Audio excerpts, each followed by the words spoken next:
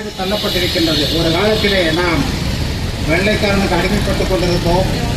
அந்த வெள்ளைக்காரனிடத்திலே அடிமைப்பட்டிருந்து கை மாற்றப்பட்டது.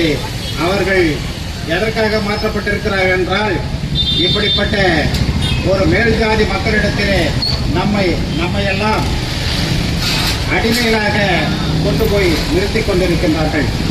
அந்த சூழ்நிலை மாற வேண்டுமானால் நமக்கு இடஒதுக்கீடு என்பது அனைத்து துறைகளிலும் கொடுக்க வேண்டும்.